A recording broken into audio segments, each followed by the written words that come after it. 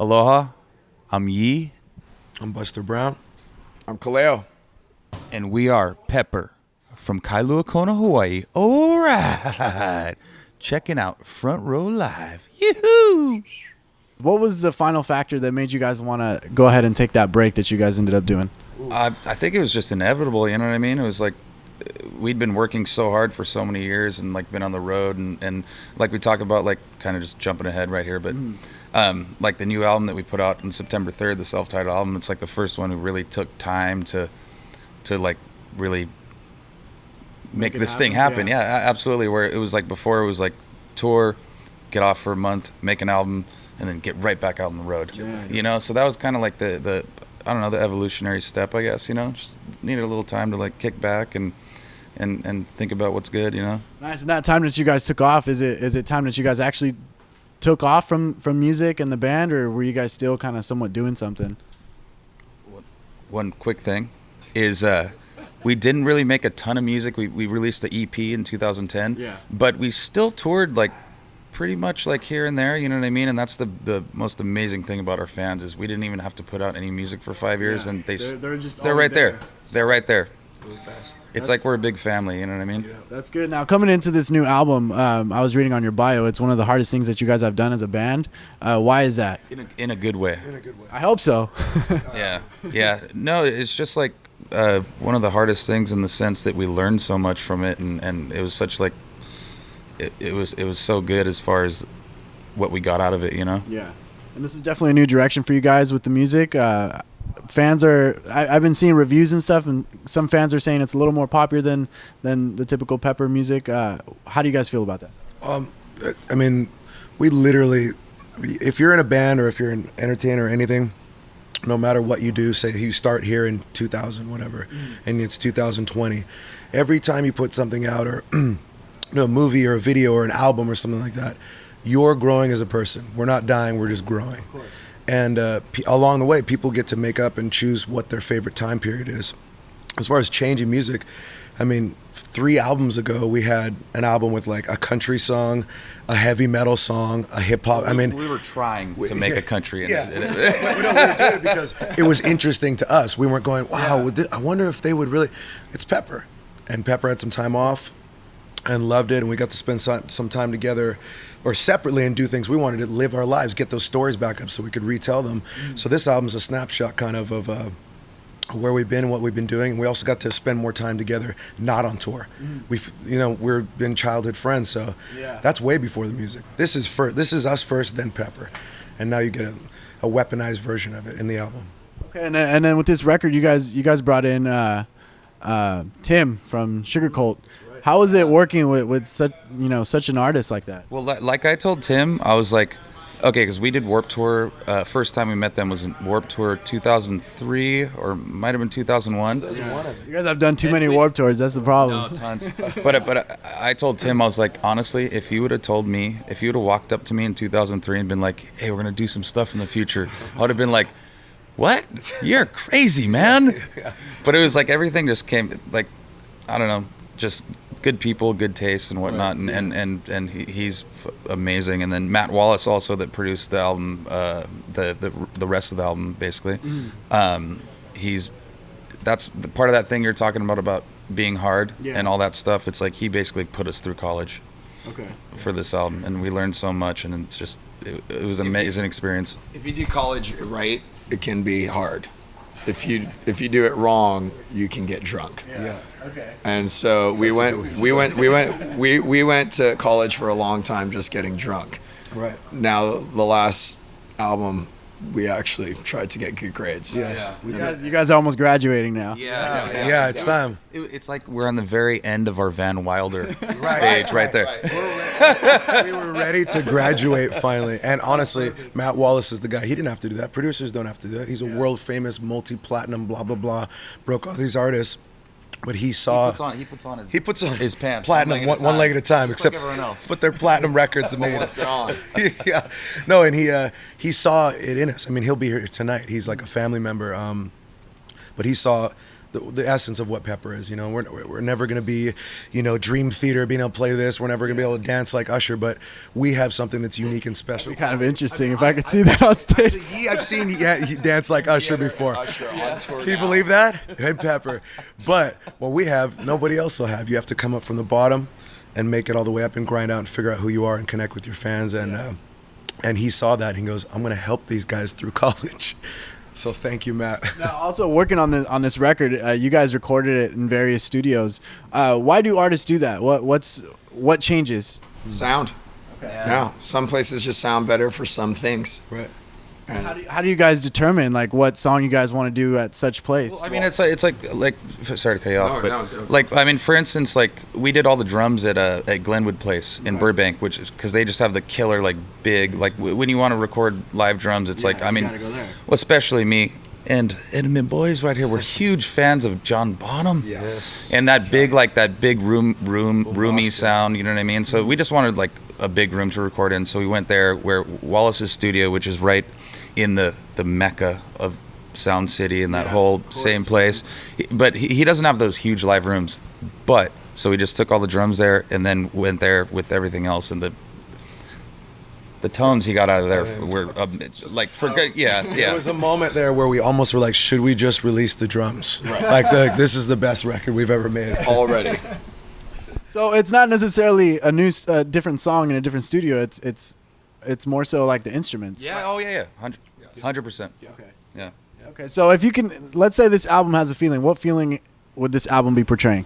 Fun. It's the first Pepper record that I like play at parties. I'm like, hey, check this out. We've never done that before. Like we're excited about the music. We're excited to play it live. I mean, that's never really happened before, but we took the time and we love it. Yeah. It's only going to get better. And how is it playing live? How are the fans taking it in?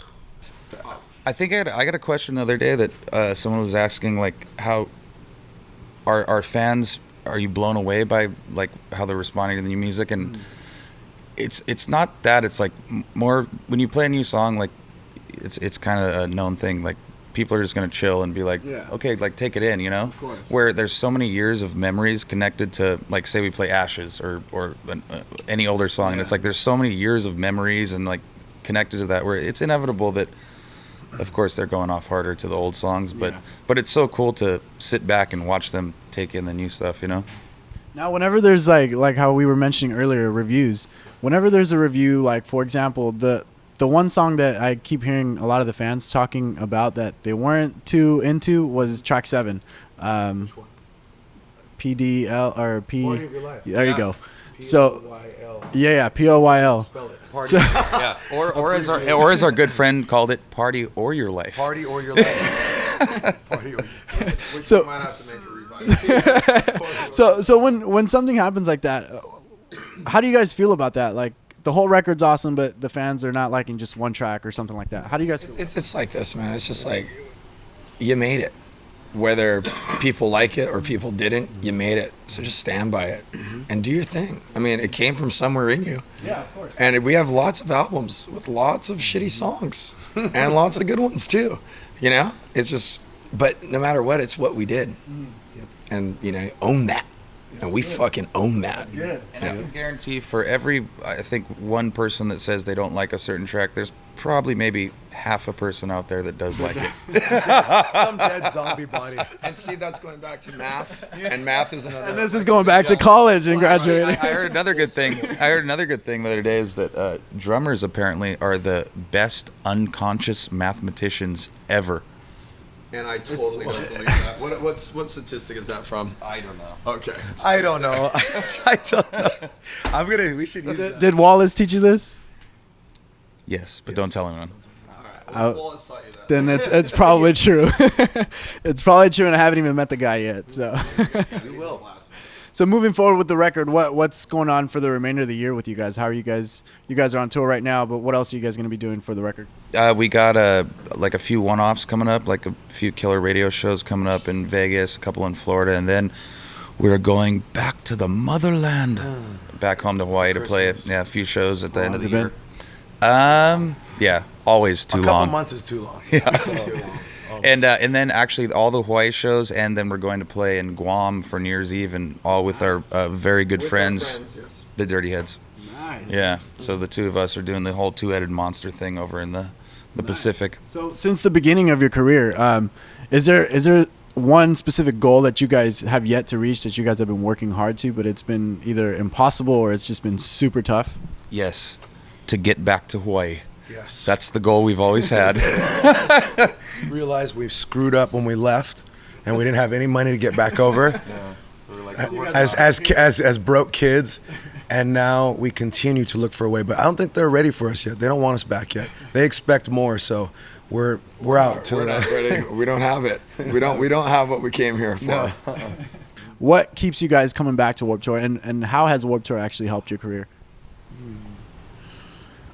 It's the 20-year anniversary and coming up of it too, so Oh, I didn't think of that. it's pretty heavy. Warped Tour. We could be back again. Surprisingly, it was a great platform for us, but we started again as crew, just as building a stage. It's not like, oh, you guys can play the Warped Tour. It's like, we'll let you play if you build and manage and break down the stage every day across the U.S., all the way to, headlining years later. The people and the production are the same people. Kevin Lyman, he's a guy that we learned a lot from on how, not just about the music business, how to run a tour great, how to treat people properly, and how to educate people. And so that it's not a free-for-all, so that careers can be longer. He, to this day, still cares about that. And he was a really instrumental part. And their whole production, everything, all the people, there's too many to mention. You've probably seen them on there's a show, I think, a reality show. Yeah. Those are the people that we grew up under as like dumb kids from Hawaii. Those are our family to this day, so it's meant a lot to us. And it was almost like Kevin Lyman, there was a couple times too, like coming up, Kevin Lyman was like, hey, you guys, stop acting like idiots. Yeah. And we're like, oh, okay. Right. But that's the great thing about Warped Tour is it's such like a leveled like playing field. You know what I mean? Like that's one of like Kevin's main things is like there's not really any headliners out here. Yeah, exactly. We're all just doing this festival Like, I tour. love that nobody can get a big head, from doing that tour. Like, Oh, they can. But they're not allowed to, but I mean, you won't be there next year. You won't be around very long. So for those bands that haven't experienced it yet or are going on the second time around on Warped Tour, how would you guys, what advice would you guys give them to be able to continue doing Warped Tour like you guys have? Because you guys, how many years have you guys done it? I think 4. 03, Yeah. 07, and 11. Just like that. Boom. I'd say to More those math bands, for you, pal. bring 2014 too, right? right. Bring 2014 is a 20. Well, we'll see. He's got something special up his sleeve. We'll see. I'd say bring baby wipes. That's what I'd Yeah, bring. that's a great one. Yeah, and wake up early before all the porta potties get heavily occupied. If you know what I mean? Because they zip tie those things too. Bring scissors or just a Leatherman or something. No, and we learned this from Bad Religion, is you bring your own little padlock, and you only give the key to a select few. Yep. And right when you roll up, you're like, Mine. Dude, That is my Scheisner.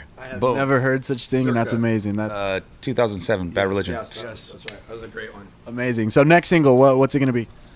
I don't know. We're actually in the contemplation stage of that right now. Yeah.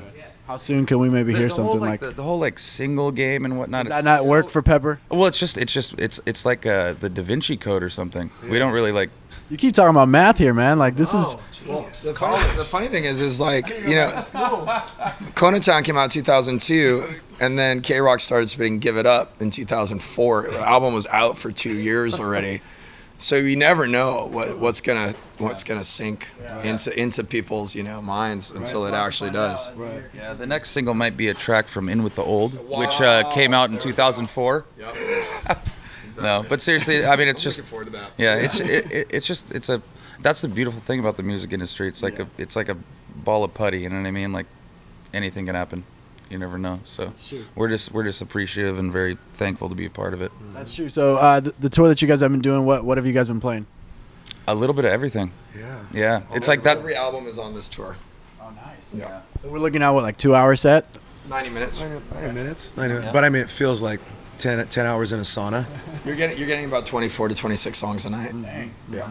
How do you guys keep it going? Like your vocals? Voices. Yeah. Right now. Yeah. Every night, give it your very best. Every night, don't sacrifice anything. That's always been the Pecker way. And the thing is, as dead tired. Don't mind my friends; they're dead tired. As dead tired as we could be, like seriously, once we step on stage, like it's all we about want to yeah. see those It's all kids. it's that circle of energy. You know what I mean? It's like, and then all is good. Nice. Well, it's definitely a pleasure hanging out with you guys, and I look forward to more with you guys. And good luck tonight. Save those voices and Front Row Live. There you go. Subscribe and check out Pepper. Pick up their new album, self-titled, on pepperlive.com. And thanks for watching, guys. Take it easy.